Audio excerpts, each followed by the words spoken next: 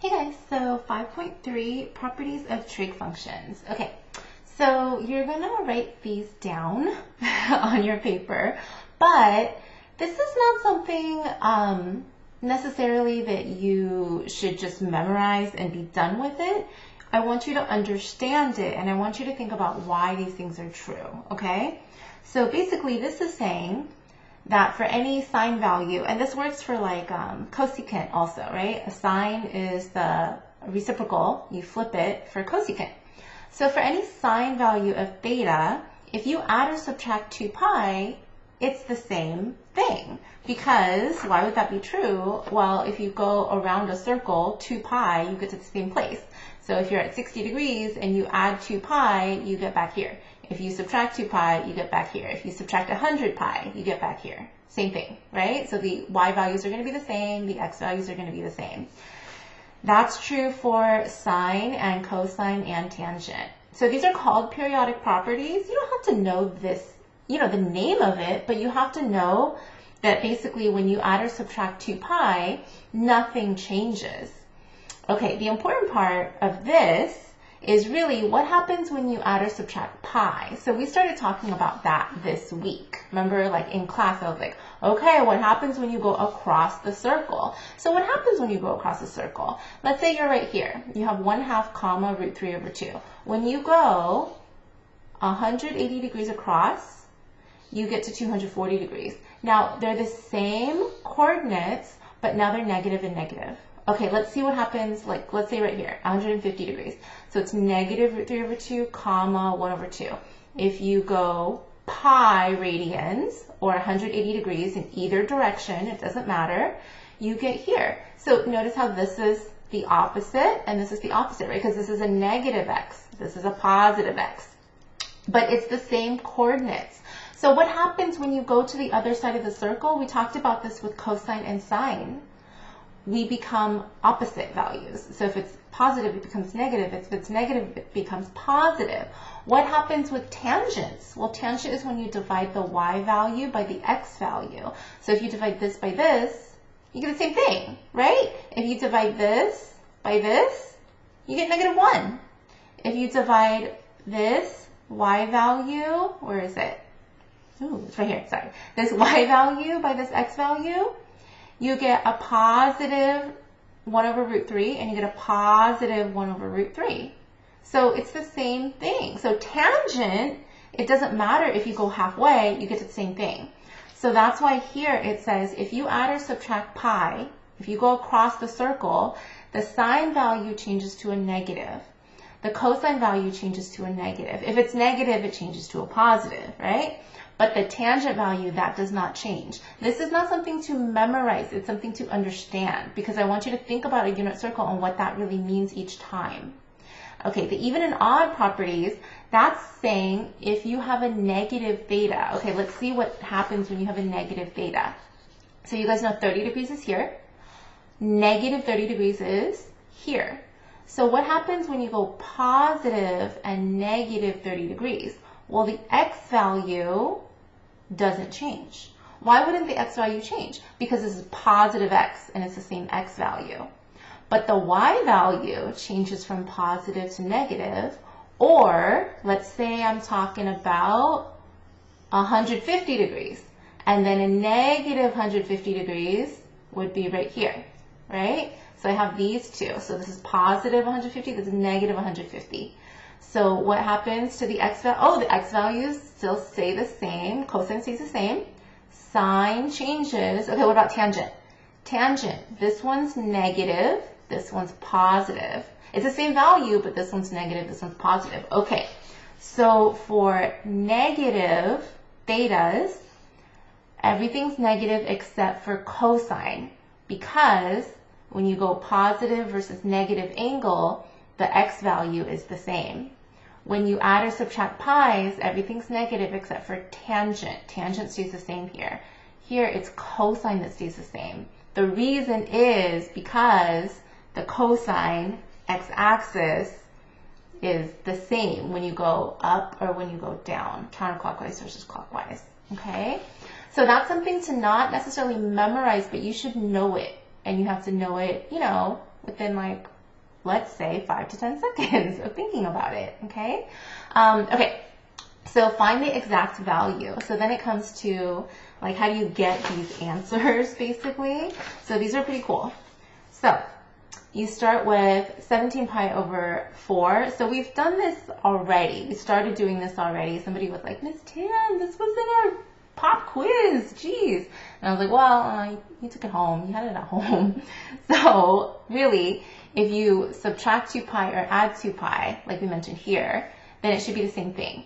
So this is not on the unit circle. Let's minus 2 pi. So when you minus 2 pi, well, when you minus 2 pi, you're subtracting 8, right? So it'd be like 17 minus 8 on top. And then you get 9 over 4. Okay, that's still not on the unit circle. Let's try again. So see, I subtracted by 4 pi. So you can subtract by 2 pi, 4 pi, 6 pi, 8 pi, any even pi, and it stays the same, right? Any even, or you can add or subtract, and it stays the same. So I subtracted by 4 pi, and then I get pi over 4. Sine of pi over 4 is root 2 over 2. Okay, I do the same thing here. So cosine of 5 pi. Okay, would it work if I just subtracted 2 pi? I get to 3 pi. Now, let's subtract 4 pi. Okay, is it always 4 pi? No, but you're going to use some sort of even pi until you get to where you want. So then you get pi, cosine of pi is -1. Okay, so same idea. You can look on a unit circle, you can know where this is, or you can add 2 pi. If you, you can also think about, and so you can add 2 pi, that's possible, and it'll give you the same answer. You can also think about, okay, what happens when there's a negative angle? What happens to tangent? Oh, the answer changes. So it becomes negative tangent of theta. So it's the same as if you do tangent of 5 pi over 4, but then the answer is going to change to a negative. If it wasn't already, then it would change to a positive. So then you look for tangent of 5 pi over 4, and then you get -1. Okay, so you're looking at those values. You actually know those values, right? So what was that? 5 pi over 4? 5 pi over 4, and then tangent is, it was 1, so -1. Okay?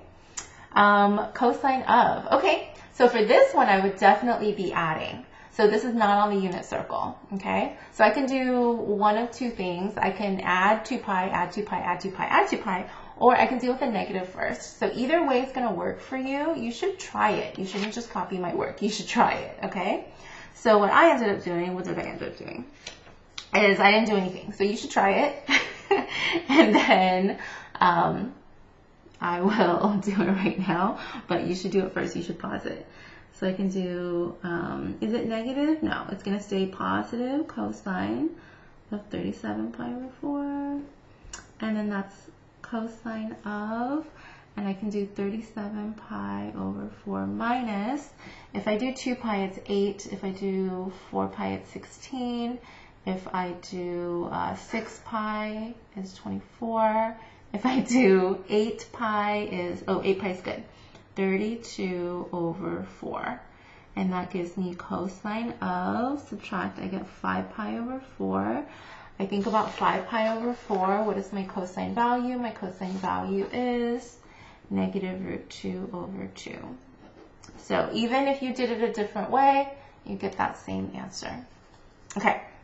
And then there's the reciprocals that you already know. Okay, so you already know those. Just jot them down again. We know tangent is sine over cosine, cotangent is cosine over sine, secant is 1 over cosine, cosecant is 1 over sine. I always say cosecant instead of cosecant theta, but you know there has to be a theta there. Okay, it's not just cosecant. These are functions, so there has to be like an x value, basically. Okay, Pythagorean identities. I love Pythagorean identities. For reals. I love them. Okay, there's 3 of them. You already know one of them, and you probably remember this from geometry. So the first Pythagorean identity is if you have the value, any angle, for any angle, you can try this, okay? Sine squared theta plus cosine squared theta equals 1. What is sine squared theta? It is our lazy way of writing sine of theta quantity squared. So this means sine of theta quantity squared. It's the same as if I wrote sine of theta squared. So this is the lazy way because we don't write parentheses, okay? So sine squared theta plus cosine squared theta equals 1. There are two more that you're going to write, and you're going to think, oh my god, it's kind of hard to remember, huh? Because there's so many things to remember. But then I'm going to show you a shortcut. Here is the awesome shortcut. So you're going to draw. So I would draw this, by the way, on every single paper. I would draw it on my homework and my quizzes and my test, okay? So you're going to draw a hexagon. And then you're going to put a 1 inside that hexagon. And then the 1 is going to be like radiating. Do you see how it's like radiating? So you're going to draw this hexagon the best you can, and then a 1 goes in the middle. Okay, so the big thing about this hexagon is, you know how usually we start with sine, cosine, tangent? Like normally that's just how we say it, right? So SOHCAHTOA, sine, cosine, tangent. So when you draw this hexagon, this is sine, this is cosine, but the tangent goes here. So it's going to be tangent, sine, cosine. That's how you have to draw the hexagon. And then you go ahead and go opposite, and you do the reciprocal. So the opposite of sine is cosecant. The opposite of tangent is cotangent. Sorry, the reciprocal of cosine is secant. Okay, so that's my hexagon. And then I'm going to take a highlighter. And I call this my hexagon, which is my 7, 7, 7s. So you can see a 7 up here. There's another 7 over here, and there's another 7 over here. Okay, so why are the 7s amazing? This is why the 7s are amazing. Sine squared theta plus cosine squared theta equals 1. I'm just following my 7. Tangent squared theta plus 1 equals secant squared theta. Woo!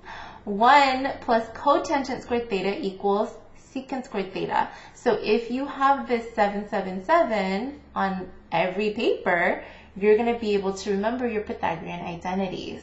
Normally, you have a quiz and I ask you to memorize this, you should have them in your brain so that you're not like, duh, I don't remember anything. Okay, so definitely have this. I drew it over here, but you know, this is nicer, right? Plus I did it with you. Okay, and then here's another part. so here's the other thing. So this doesn't make much sense right now, but I'll explain it. So draw a little like x, y. So this is y, this is x. Quadrant 1, 2, 3, 4, right? And then here's what this represents. This means that A stands for all, okay?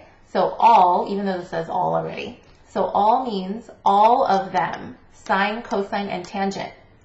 Okay, S stands for sine, T stands for tangent, and C stands for calculus. We go this way, right, on a unit circle. Unit circle also in quadrants, 1, 2, 3, 4. So we always go this way.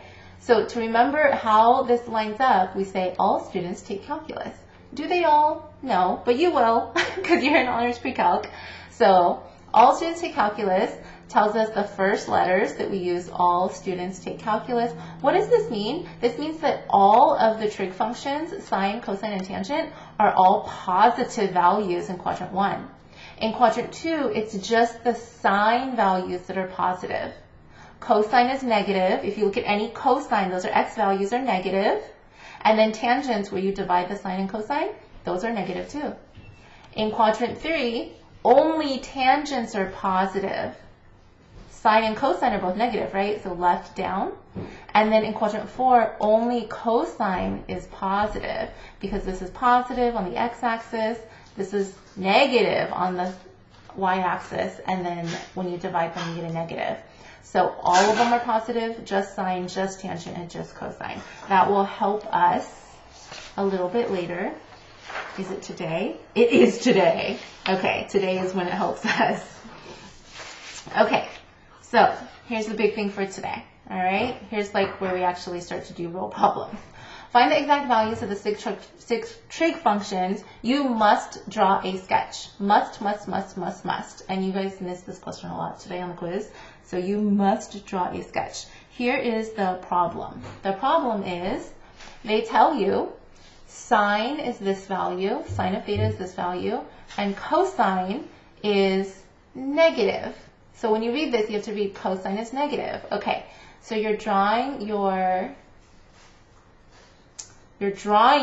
this angle. And why would I draw it in quadrant 3? Because this is telling me sine is negative and cosine is negative. Where is sine and cosine both negative?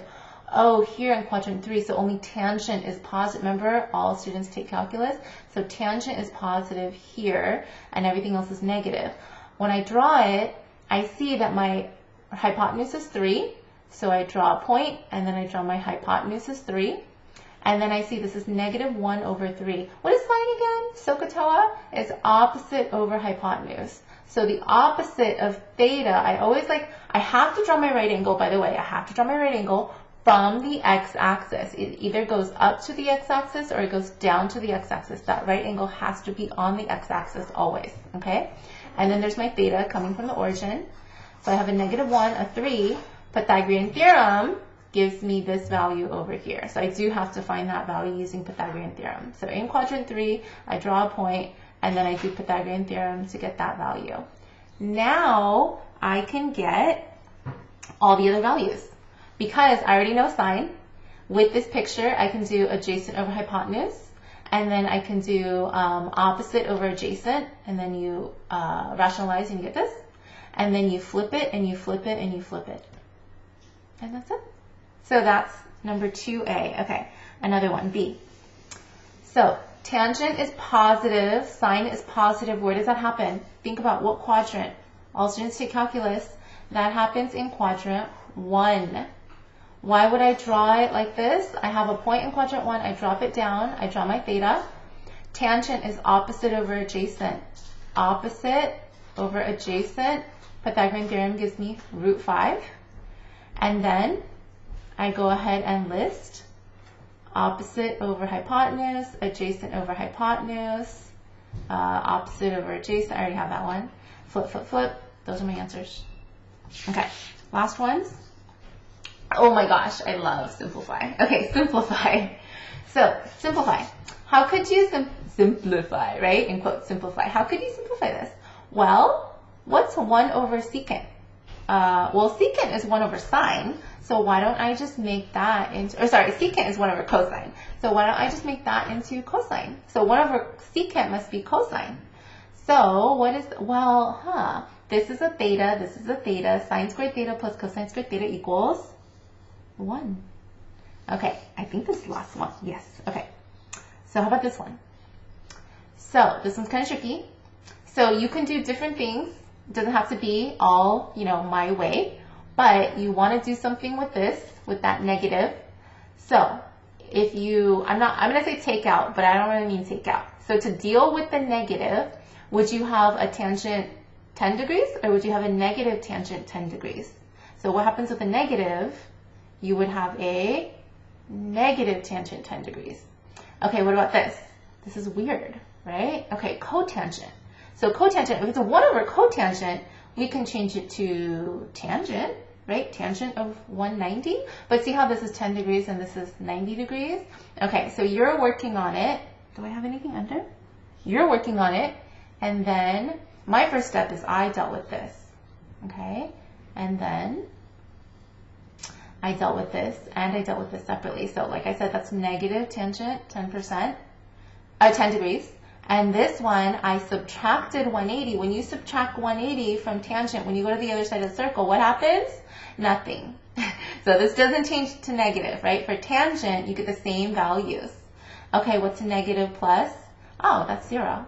Your answers for simplifying are pretty much going to be 0, 1, negative 1, maybe a 2 thrown in.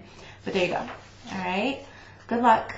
Well, you're not doing homework yet, but ask questions tomorrow if you have questions.